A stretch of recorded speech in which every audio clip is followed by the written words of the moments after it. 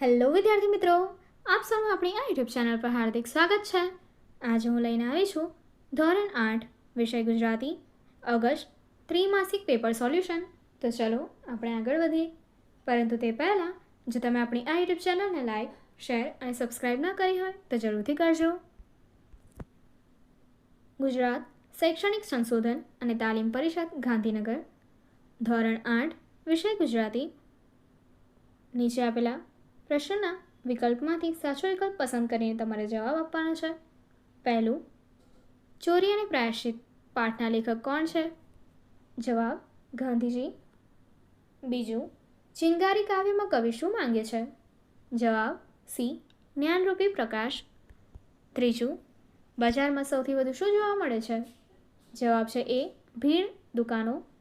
ચોથું, ગાંધીજીએ કોની પાસે માફી માંગી? જવાબ એ, પિતાજી. પાંચમું, લોખંડને કોણ ઓગાળી શકે છે? જવાબ બી, ચિનગારી અથવા અગ્નિ.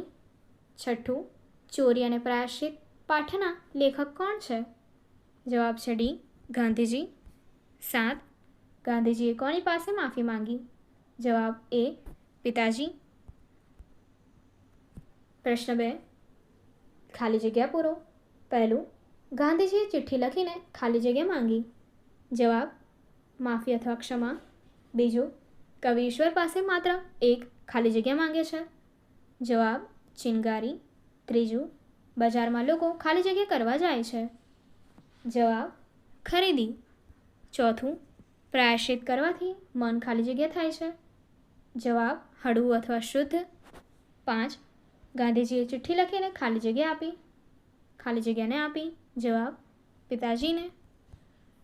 પ્રશ્ન 3, વિધાન ખરા છે કે ખોટા તે જણાવવાનું છે. પહેલું, ગાંધીજીએ સોનાનું કડું ચોરી કર્યું હતું. તો વિધાન ખરું છે. બીજું, બજારમાં હંમેશા શાંતિ હોય છે.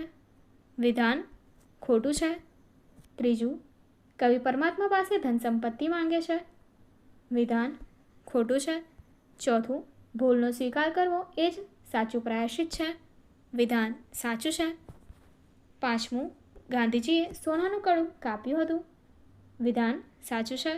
છઠ્ઠું, કવિ પરમાત્મા પાસે ધન સંપત્તિ માંગે છે. વિધાન ખોટું છે. સાતમું, કવિ પરમાત્મા પાસે ધન સંપત્તિ માંગે છે.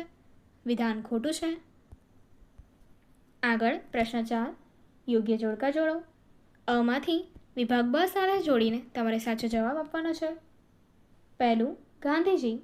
તો જવાબ છે સી, પ્રાયશ્ચિત, સત્ય. બીજું, ચિનગારી. તો જવાબ છે જ્ઞાન અથવા પ્રકાશ. ત્રીજું, બજાર. તો જવાબ છે દુકાનો અથવા ખરીદી. ચોથું, પિતાજી. તો જવાબ છે ક્ષમા અથવા દયા. પ્રશ્ન 5, પ્રશ્નના 1-2 વાક્યમાં ઉત્તર આપો. કવિ પરમાત્મા પાસે શું માંગે છે? જવાબ, કવિ પરમાત્મા પાસે ધન, વૈભવ કે સત્તા નહીં પરંતુ જ્ઞાનરૂપી એક જ ચિનગારી માંગે છે. બીજું, ગાંધીજીએ ચિઠ્ઠીમાં શું લખ્યું હતું? જવાબ, ગાંધીજીએ ચિઠ્ઠીમાં પોતાનાથી થયેલી ચોરીનો નિષ્કપટ સ્વીકાર કર્યો હતો અને યોગ્ય સજા ભોગવવાની તૈયારી બતાવી પિતાજી પાસે ક્ષમા માંગી હતી. ત્રીજું, બજારમાં કઈ કઈ દુકાનો હોય છે?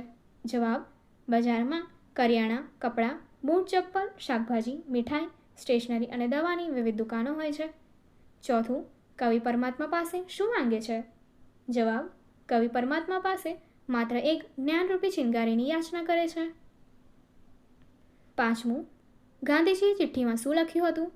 જવાબ, ગાંધીજીએ પોતાના માથે થયેલું દેવું ચૂકવવા સોનાના કડામાંથી સોનું કાપીને ચોરી કર્યાની કબૂલાત કરી હતી.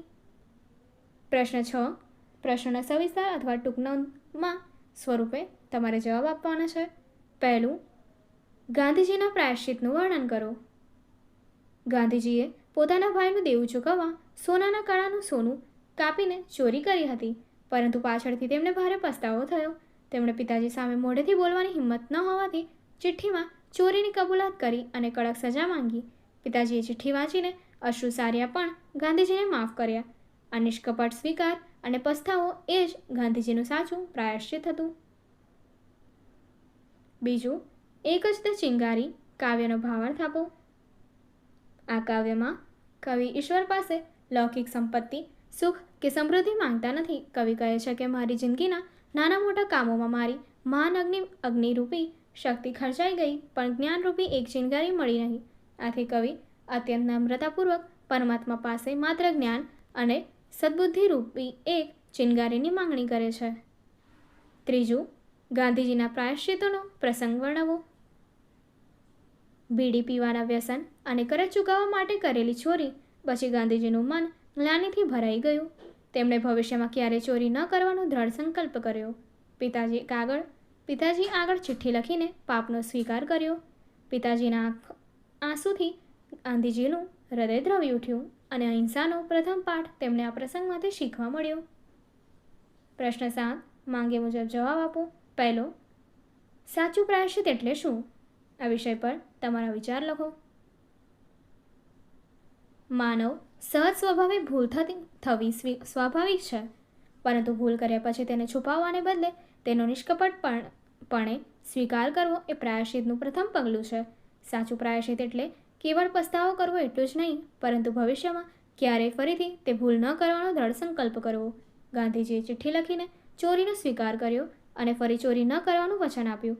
તે સાચા પ્રાયશ્ચિતનું ઉત્તમ ઉદાહરણ છે. તેનાથી મન પવિત્ર અને હળવું થાય છે.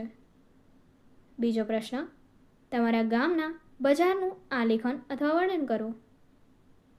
અમારા ગામનું બજાર ગામના મધ્ય ભાગમાં આવેલું છે. બજારમાં સવારથી સાંજ સુધી લોકોની મોટી ચહલ પહલ અને ભીડ જોવા મળે છે.